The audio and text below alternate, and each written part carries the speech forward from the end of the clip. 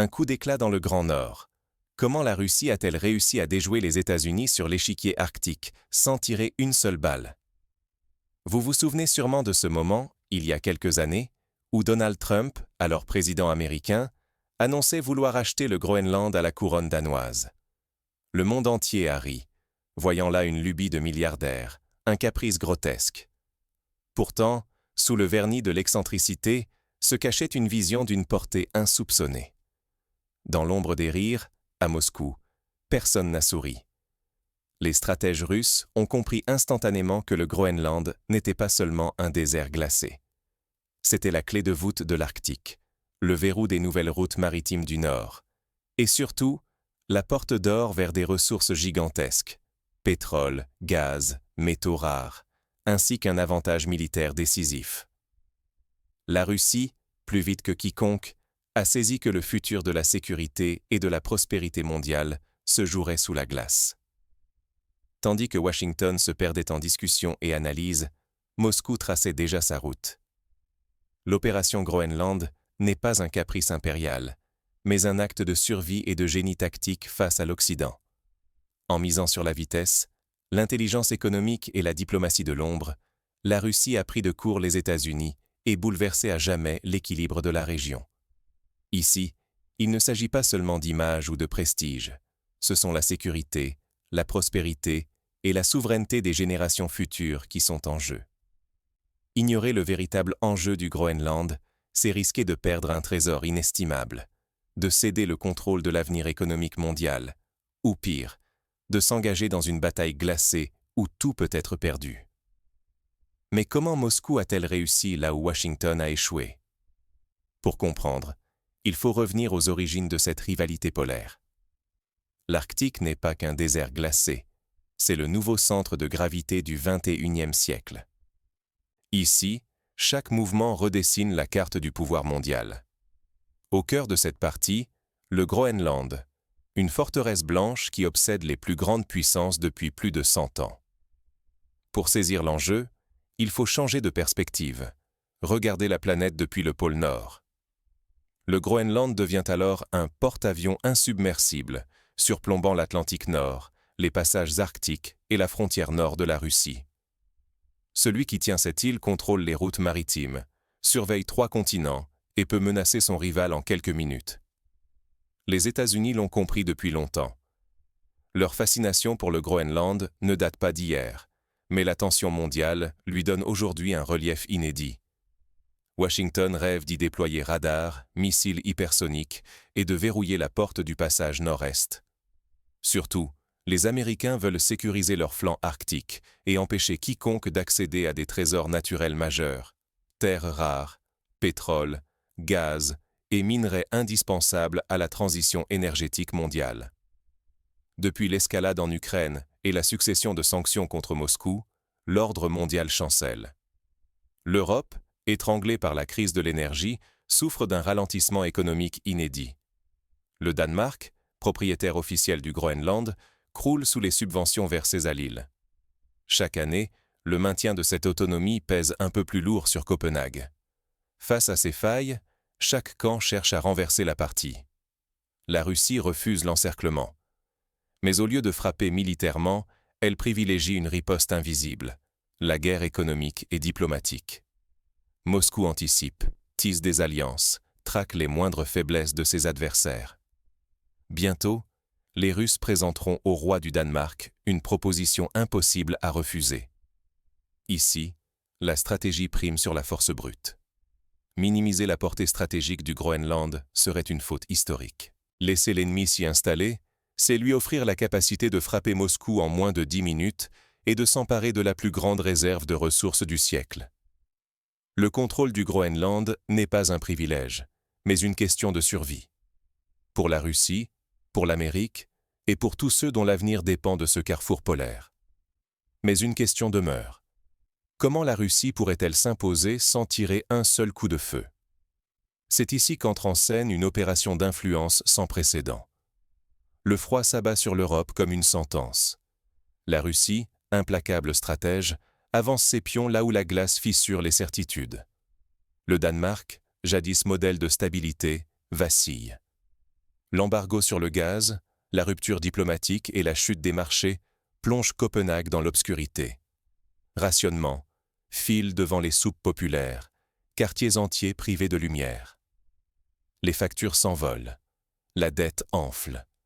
Bientôt, le royaume chancelle au bord de la faillite.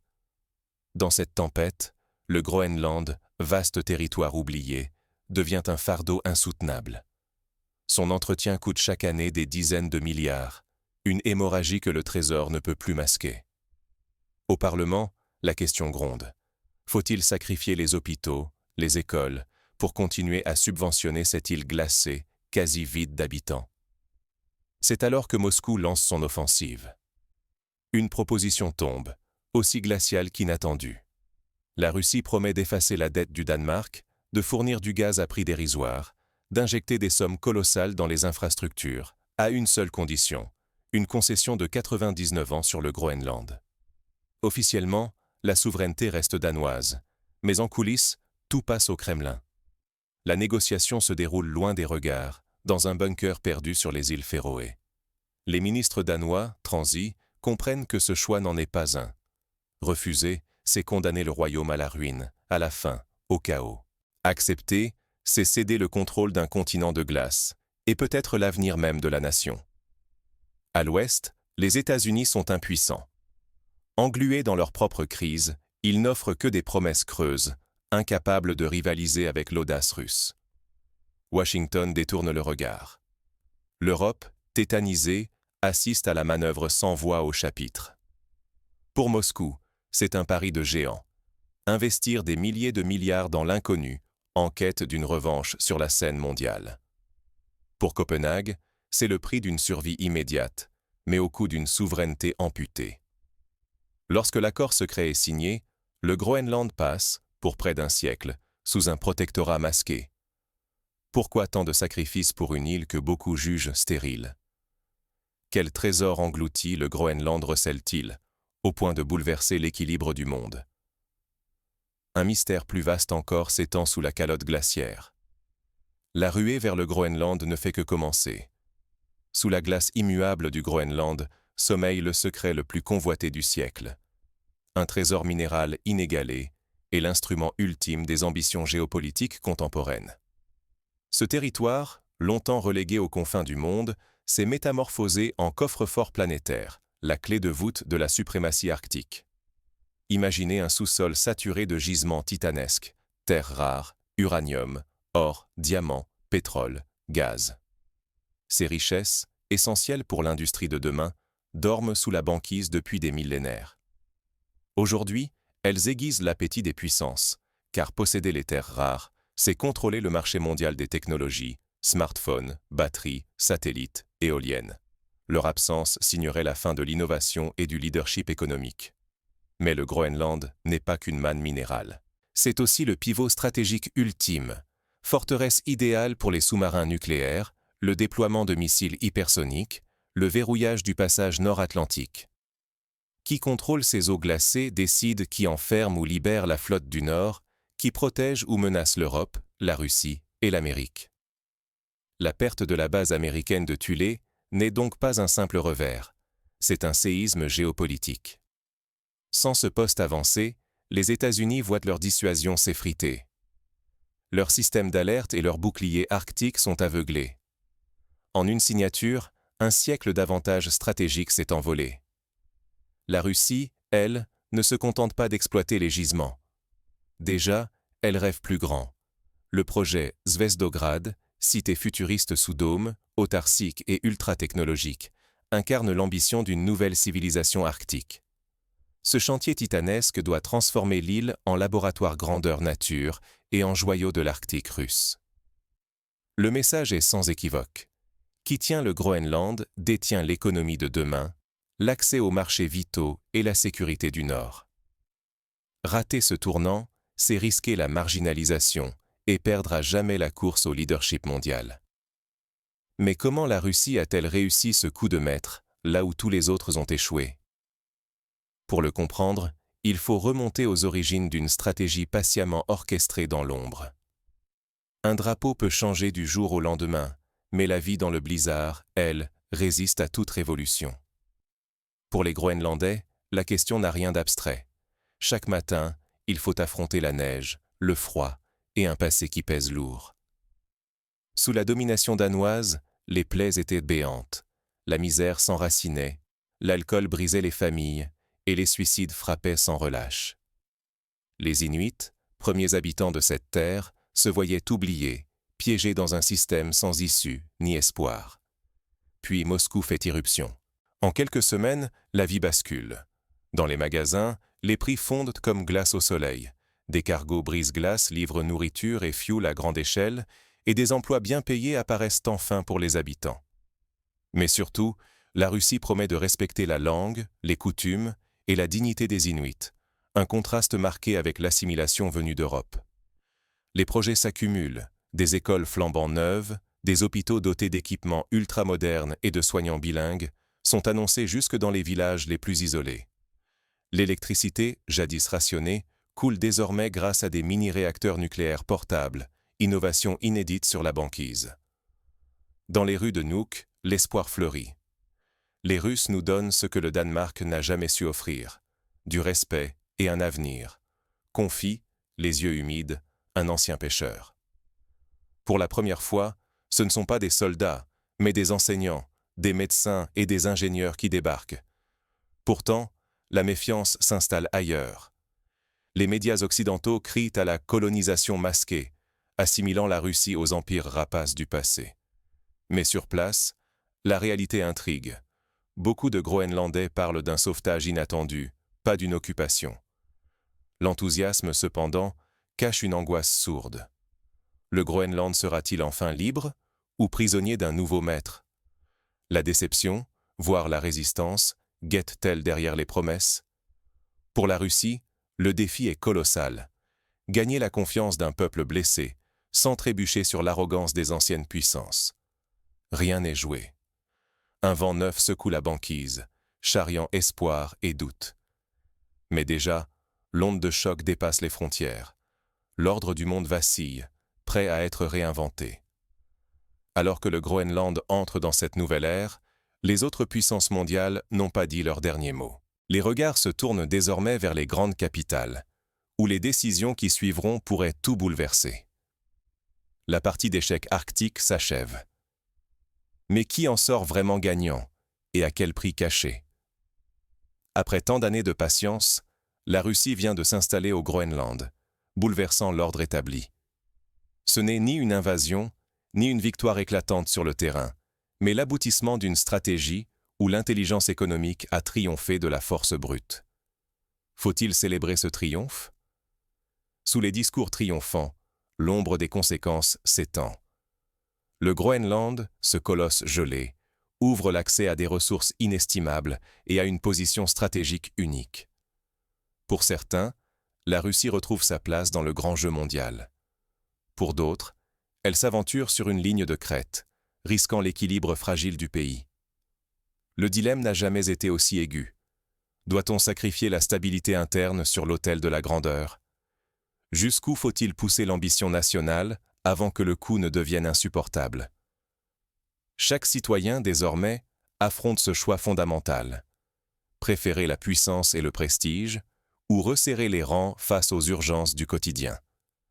Ce débat ne se réglera ni à Moscou, ni à Washington, mais dans la conscience individuelle, au cœur des familles, et dans la mémoire collective des futures générations. La voix du peuple, dans la rue, dans les urnes et à travers les médias, tracera la route pour les décennies à venir. Ici, plus qu'un territoire, c'est une vision de l'avenir, un choix de valeurs qui est en jeu. L'Arctique n'appartiendra pas à celui qui plante le premier drapeau, mais à ceux qui répondront avec discernement aux défis de sa conquête. Le vrai enjeu commence maintenant. Que ferons-nous de ce nouveau pouvoir et pour qui agissons-nous vraiment? Imaginez un instant. Plus de 100 ans auparavant, la Russie impériale et le Royaume-Uni se livraient déjà à une lutte féroce pour le contrôle des mers du Nord. À l'époque, il s'agissait surtout de la maîtrise des routes commerciales reliant l'Europe à l'Asie. Les grandes expéditions arctiques, menées par des explorateurs tels que Fridtjof Nansen ou Roald Amundsen, n'étaient pas de simples aventures scientifiques. Chaque drapeau planté dans la neige était un message adressé aux autres puissances. Aujourd'hui, c'est la même rivalité qui se rejoue, mais avec des enjeux démultipliés par la technologie et la mondialisation. Les satellites scrutent la calotte, les drones sillonnent le ciel, et chaque avancée scientifique peut faire basculer l'équilibre. Prenons un exemple concret. Lors de la guerre froide, la construction de la base de Thulé par les États-Unis a permis à Washington de disposer d'un poste d'observation avancé sur les mouvements soviétiques. Ce site, à la pointe nord-ouest du Groenland, était capable de détecter en quelques minutes le lancement d'un missile depuis la Russie. Aujourd'hui, la perte symbolique et stratégique de Thulé équivaut, pour le Pentagone, à la chute du mur de Berlin, une défaite sans effusion de sang, mais au retentissement mondial. Les stratèges américains, conscients de cette fragilité, redoublent désormais d'efforts pour renforcer les défenses de l'Alaska et du Canada, mais il est déjà trop tard pour reprendre l'initiative. Parallèlement, la Russie ne se limite pas à une simple conquête territoriale. Elle s'inspire des leçons du passé. L'exemple de Hong Kong, cédé par la Chine à l'Empire britannique pour une durée de 99 ans, a démontré comment une concession peut transformer un territoire marginalisé en centre névralgique de la finance mondiale. De la même manière, Moscou rêve de faire du Groenland un hub énergétique et scientifique, en attirant chercheurs, ingénieurs et capitaux du monde entier. Les premiers accords signés avec des universités norvégiennes et chinoises témoignent de cette volonté d'ouverture et d'innovation. Dans le domaine environnemental, la fonte rapide des glaces arctiques rend chaque année un peu plus accessible l'exploitation des ressources enfouies. Les scientifiques estiment que près de 25% des réserves mondiales de pétrole et de gaz inexplorées se trouvent sous l'Arctique. Si la Russie parvient à contrôler l'accès à ces réserves, elle pourrait redéfinir la carte énergétique de la planète. Cette perspective inquiète profondément l'Union européenne, désormais dépendante du gaz liquéfié importé depuis d'autres continents, et donne à Moscou un levier de négociation sans précédent. Pour illustrer cette emprise croissante, observons la récente installation d'un port en eau profonde sur la côte est du Groenland. Ce projet, officiellement présenté comme une initiative pour développer le commerce local, cache en réalité une capacité logistique militaire impressionnante. Des cargos blindés, capables de transporter des chars et des hélicoptères, y font escale à intervalles réguliers. Les habitants de la région, partagés entre fascination et inquiétude, voient que leur village transformé en point stratégique de la grande partie nordique. À cela s'ajoute l'introduction de nouvelles technologies arctiques. La Russie investit massivement dans la construction de centrales nucléaires flottantes, capables de fournir de l'énergie à des villes entières isolées par les neiges. Ce modèle, déjà testé dans le port de Pévek en Sibérie, pourrait être dupliqué à grande échelle au Groenland. Les ingénieurs russes organisent des visites pour les délégations groenlandaises, vantant la fiabilité et la faible empreinte carbone de ces installations. En parallèle, la diplomatie de l'ombre bat son plein. Des réunions secrètes s'enchaînent avec les élites groenlandaises qui voient dans ce basculement un espoir de développement rapide. Certains dirigeants locaux, lassés de la tutelle danoise, imaginent un avenir de prospérité sous le parapluie russe. D'autres, plus prudents, redoutent toutefois une perte d'autonomie et une dépendance accrue vis-à-vis de Moscou. Pour apaiser ces craintes, la Russie propose la création d'un conseil consultatif inuit chargé de défendre les intérêts autochtones et de garantir la protection des traditions culturelles. Au niveau de la population, les changements sont perceptibles au quotidien. Les infrastructures routières, jadis vétustes, sont modernisées à marche forcée. Les premiers trains à grande vitesse polaire relient désormais les principaux centres urbains du sud de l'île, permettant aux familles de voyager pour la première fois sans dépendre de coûteux avions. Les enfants groenlandais bénéficient de bourses pour étudier dans les universités russes, norvégiennes et chinoises, créant une nouvelle génération de cadres bilingues prêts à prendre le relais. Pourtant, les tensions persistent.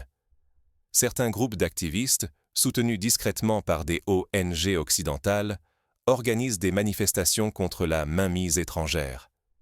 Ils rappellent que l'Islande, voisine du Groenland, a su préserver son indépendance en misant sur la pêche durable et le tourisme éco-responsable, refusant toute ingérence extérieure trop intrusive. Ce modèle inspire une partie de la jeunesse groenlandaise qui rêve d'un développement maîtrisé, respectueux de l'environnement et des identités locales. En réponse, Moscou n'hésite pas à jouer la carte de la transparence. Une commission internationale d'experts est invitée à auditer les projets miniers afin de montrer que les normes environnementales seront respectées. Les médias russes diffusent des reportages sur la faune arctique, insistant sur la coexistence possible entre développement économique et préservation de la nature. Cette stratégie de communication vise à rassurer les sceptiques et à séduire l'opinion publique internationale. Dans ce contexte, les grandes puissances occidentales ne restent pas inactives. Les États-Unis, profitant de l'aura de la NASA, proposent de construire un centre de recherche polaire sur le modèle de la station McMurdo, en Antarctique. L'Union européenne, elle, annonce un plan Marshall vert pour aider le Danemark à moderniser ses infrastructures énergétiques, espérant ainsi freiner l'influence russe. Mais ces initiatives tardent à produire des effets concrets, tant le déséquilibre économique entre les acteurs est désormais flagrant. L'exemple du Soudan du Sud, récemment devenu indépendant après des décennies de conflits, rappelle combien il est difficile de bâtir une souveraineté stable sur des bases fragiles. Le Groenland, fort de ses nouveaux alliés mais conscient de ses vulnérabilités, avance prudemment sur la scène internationale. Ses représentants participent désormais aux forums arctiques, aux côtés du Canada et de la Norvège, pour défendre leurs intérêts dans la répartition des quotas de pêche et la régulation du trafic maritime. Dans les écoles groenlandaises, les enseignants introduisent des cours d'histoire sur la guerre froide, expliquant aux jeunes générations les enjeux de la géopolitique arctique. Des ateliers participatifs sont organisés pour imaginer le futur de l'île. Certains proposent la création d'un parc national arctique, d'autres rêvent d'une université polaire ouverte à tous. Cette dynamique citoyenne, encouragée par les ONG et les autorités locales, témoigne d'une volonté de s'approprier l'avenir, sans subir passivement les décisions venues d'ailleurs. Quelles leçons tirer de ce bouleversement ? L'histoire du Groenland rappelle celle de l'Algérie, autrefois colonie française, dont l'indépendance fut acquise au prix de longues luttes et de compromis douloureux. Les parallèles abondent. Richesse du sous-sol, appétits étrangers, quête d'identité. Mais le contexte arctique impose une nouvelle donne, où la compétition pour les ressources se double d'un impératif climatique sans précédent. La fonte des glaces, accélérée par le réchauffement, rend chaque décision plus urgente et plus risquée. Sur le plan pratique, plusieurs étapes clés ont permis à la Russie de s'imposer sans violence. Premièrement, l'anticipation stratégique. Dès les premières rumeurs d'un intérêt américain pour le Groenland, Moscou a mobilisé ses meilleurs experts, croisant données économiques et analyses militaires pour élaborer un plan d'ensemble. Deuxièmement, la diplomatie proactive. Les émissaires russes ont multiplié les contacts avec le Danemark, mais aussi avec d'autres acteurs européens, pour s'assurer que la transaction ne déclencherait pas d'hostilité majeure. Des garanties ont été données sur la préservation de la souveraineté danoise, tout en assurant une prise de contrôle opérationnelle. Troisièmement, l'investissement massif. Contrairement aux précédentes tentatives occidentales, la Russie a su mobiliser rapidement des fonds colossaux, issus notamment de ses exportations énergétiques. Ces financements ont permis de lancer des projets concrets avant même la signature officielle de l'accord, créant un effet d'entraînement et un climat de confiance chez les Groenlandais. Quatrièmement, la communication ciblée. En s'appuyant sur les médias locaux et les réseaux sociaux, Moscou a diffusé un discours valorisant l'identité inuite, la protection de l'environnement et le respect des traditions. Cette approche a permis de contrer les campagnes de désinformation venues de l'Ouest. Cinquièmement, l'adaptation technologique. Les innovations russes, de la construction de dômes climatiques à la production d'énergie propre, ont été adaptées aux conditions extrêmes du Groenland. Des partenariats avec des startups scandinaves ont permis d'intégrer des solutions locales, renforçant l'acceptabilité des projets. Sixièmement, la gestion participative. Les autorités russes ont mis en place des conseils consultatifs réunissant représentants locaux, scientifiques et défenseurs de l'environnement, afin d'impliquer la population dans les choix stratégiques. Cette démarche, inspirée des modèles nordiques de démocratie participative, a favorisé l'appropriation des changements par les Groenlandais. En somme, La réussite russe repose sur un subtil mélange d'anticipation, de pragmatisme et d'écoute. Elle tranche avec les interventions brutales du passé, où la force militaire primait sur la négociation. Ce nouveau modèle, s'il venait à s'imposer ailleurs, pourrait transformer durablement la façon dont les grandes puissances abordent la conquête des territoires stratégiques. Mais cette victoire reste fragile. Le Groenland, désormais sur le devant de la scène, devra naviguer entre les intérêts divergents de ses nouveaux partenaires. La Russie, pour sa part, devra prouver que son ambition peut rimer avec respect des populations et préservation de l'environnement. Les prochaines années seront décisives. Chaque décision, chaque accord, chaque projet comptera. Et vous, que feriez-vous à la place des Groenlandais? Accepteriez-vous un pacte avec la Russie pour sortir de la pauvreté, au risque de perdre une part de votre liberté? Ou tenteriez-vous de bâtir une troisième voie, indépendante des grands empires? La question, posée à l'échelle du Groenland, résonne bien au-delà des frontières de l'Arctique. Elle touche à l'essence même de la souveraineté, de la solidarité et du progrès. L'avenir du monde se joue peut-être, en ce moment même, sous la glace éternelle du Nord. La partie d'échecs arctique s'achève, mais une nouvelle ère commence. Qui saura en tirer les leçons? Qui saura éviter les erreurs du passé? Et surtout, qui saura inventer un avenir à la hauteur des défis du siècle? C'est maintenant que tout commence.